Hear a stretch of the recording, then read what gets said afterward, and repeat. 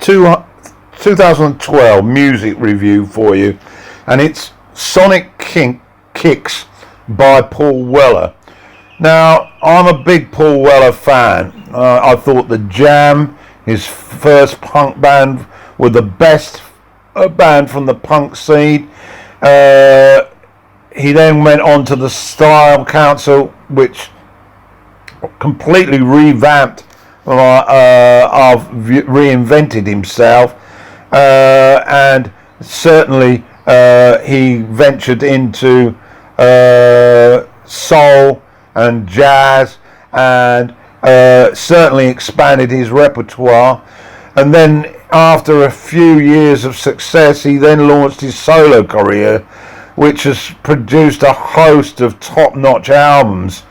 But interestingly enough, the last decade of releases have seen his album swallowed up a little bit by the avalanche of album releases, and as a consequence, I haven't really spent sufficient time listening to them to become extremely familiar with them. So anyway, I decided that I was going to do something about that, and that has resulted in this review.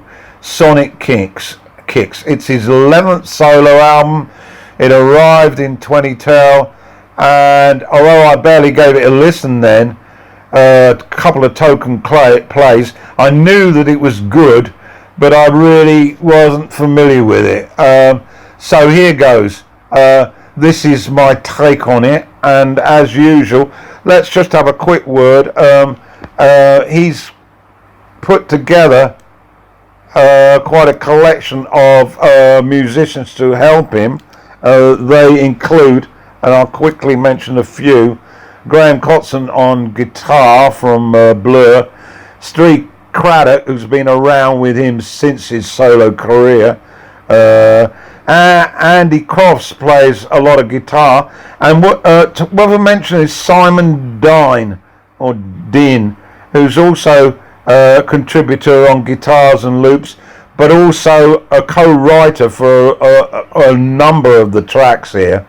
Noel Gallagher plays on some of the tracks, and we have Sean O'Hagan on strings, and we also get to hear on lead and backing vocals his family, Hannah, Weller, Lee and Mac, the boys, the children.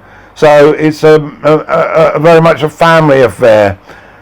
So let's get to it then. As usual, I love to do a track by track appreciation of the album, and it starts off with track 1, Green.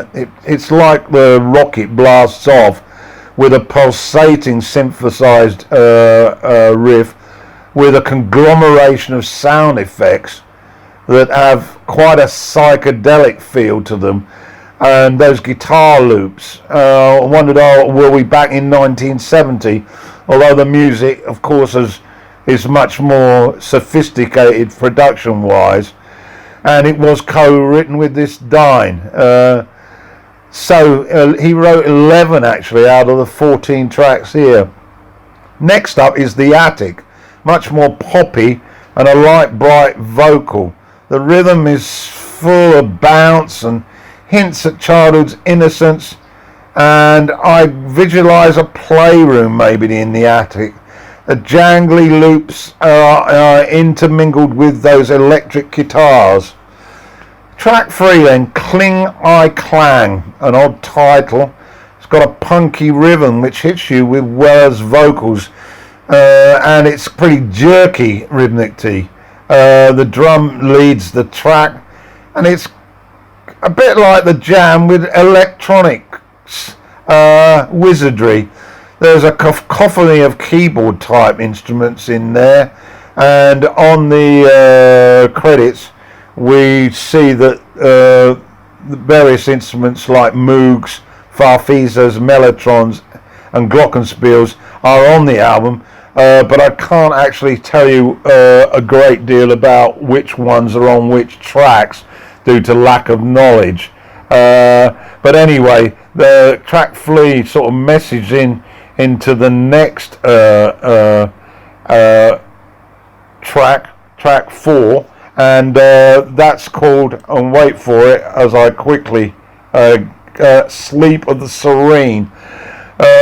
Don't know what to make about this. It sort of seems to be a conglomeration of strange sounds that could have come from Pink Floyd's Ummagumma, the sort of studio album that is. Very strange indeed. An amalgam of sort of music hall noises and strings. But it doesn't last too long, and then we're on to track 5, which is the standout on the album. It's called By the Waters. It's got a very strong string intro layered above acoustic guitars, and then Paul's sort of soulful vocals take centre stage with the violin introduced at that moment. It's a beautiful piece, and it's one of those tracks that you know will get richer and better with every additional play. To track 6 then, The Dangerous Age. Well, this is neat pop and the harmonies to boot, and those strings again, but it is 70s pop, jaunty, and a neat percussion interlude before the harmonies return to mount a foot-tapping presence. Paul's presence, is it the Kinks, I thought. Then on to track 7, Study in Blue. This is 6.5 minutes of loosely called jazz pop. Certainly the Style Council influence is there. His wife appears on vocals, and there's some nice tonal keyboards, and it's very much a full sound with an abundance of keyboard and melodic flute, I caught. And halfway through though it pauses before phasing back in, and it reminded me a little bit of the Funky Police, the funky reggae style. It's a try over long, however, and gets a bit dull and self-indulgent towards the end. We're rescued by track 8 called Dragonfly, which is a much more rocky, up-tempo sort of track, very much reminiscent of Weller's early solo albums. It's a bit of a progressive psychedelic feel as well, but a nice guitar mix of rhythm and lead, and lots of echo on the vocals. I'm sure the synths and vibes are in full use, and it's bound to become a popular live track, I believe. Track 9, When Your Garden's Overgrown, supposed to be a tribute to Syd Barrett. It's got some neat melodies that strum with ease, and again there's a lot going on in the mix. Weller's certainly got into sophisticated musical instrumentation, and I'm sure I hear a glockenspiel there.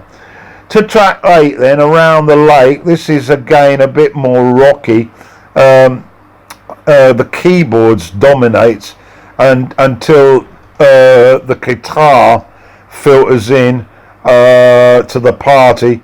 It's a solid rock song again. The drum beats laying down the core and the instrumentation layered on top. It's a little sci-fi in design, but very likeable. Track 11, Twilight, is just a 20-second oddity of noises, and then we get to track 12. Twilight leads into Drifters, and we dispense with that strange sound, and we get into a very solid rhythm guitar that bites the airways with lots of echo vocals, but it still sounds a little weird, a little bit psychedelic sci-fi, striking a chord here and there, and the vocals are more a little to David Bowie, who apparently is Space Driven Lock, apparently a big fan of Paul's young wife, There's some dreamy strings that bring the track to its conclusion.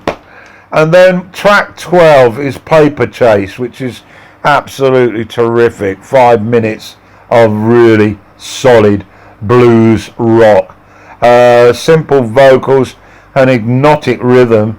I think Gallagher plays on it because it certainly has an Oasis feel to it, with chugging repetitive rhythms and a lovely harmonies again. It's got an Eastern taste to the strings. It's definitely a standout, and the whisk of electronica continues to flourish, a la ALO Mellotron, or maybe a bit of the Beatles' magical mystery tour revamped. It sure sounds a little bit like it, but Paul has always been an admirer of the Fab Four. So we get to track 13, the Filari, Be Happy Children. It's a tender ballad, well intermingles the electronic wizardry with a poignant vocal and lyric that he does so well. It's another standout, and I love the lead from his wife. Well, it has all his mates then on this album. It's a great package of songs, and I'm sure it's up there in my top 5 for the year, and hopefully I'm now going to be able to get stuck into the Wake of the Nation, the 22 Dreams album, and the more recent ones like